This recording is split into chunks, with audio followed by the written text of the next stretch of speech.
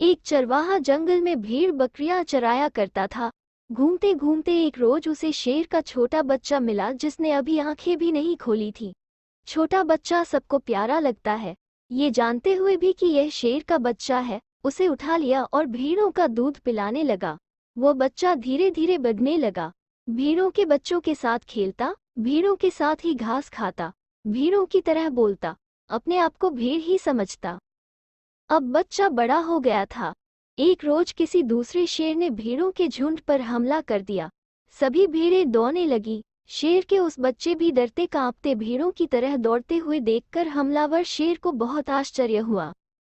उसने भेड़ों की ओर से ध्यान हटाया और उस शेर को ही पकड़ लिया और उसे समझाने लगा कि तू क्यों डरता है, तू तो खुद शेर है। दूसरा शेर कहता है कि शेर तो जंगल का राजा होता है, उसकी दहाड़ से सभी जानवर कांपते हैं। मैं घास खाने वाला इतना शक्तिशाली शेर नहीं हो सकता।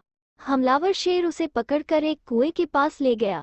कुएं के अंदर उसे उसका चेहरा दिखाकर कहा, देख तेरा चेहरा मेरे जैसा है, तेरे पंजे भी मेरे जैसे हैं, इसलिए तू भेड़ नहीं तू शेर है। दूसरा शेर कहने लगा, ठीक है, मेरा चेहरा तेरे चेहरे जैसा ही है, मगर तू तो बहुत शक्तिशाली है। मेरी आवाज से तो कोई डरता भी नहीं। हमलावर शेर ने कहा, घास तेरी खुराक नहीं है, इसीलिए तू कमजोर है। उसे वह अपनी गुफा में ले गया और खाने को मांस दिया। कुछ दिन के बाद हमलावर शेर ने उसे दहाड़ मारकर दिखाए और उसे भी दहाड़ लगाने के लिए कहा। जब उसने दहाड़ लगाई तो इतनी जोरदार गर्जना हुई कि पूरा जंगल गूंज उठा।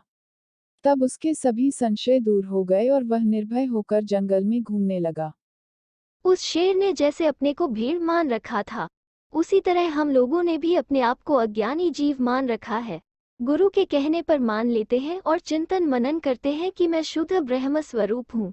ऐसा चिंतन ही है हमारी शुद्ध खुराक। ऐसा करते करते जैसे जैसे स्वरूप में स्थिति होती जाती है और पिंड रूपी शरीर के अंदर सोई हुई शक्ति शिवा जाग जाती है, तब उस शेर की तरह हमारे संशय दूर होने लगते हैं। इस प्रकार यह शुद्ध अहम हमें मुक्ति के द्वार तक पहुंचा देता है।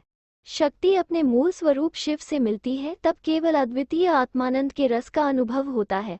फिर न तो संसार बंधन रहता है और न दुख की ग्रंथि।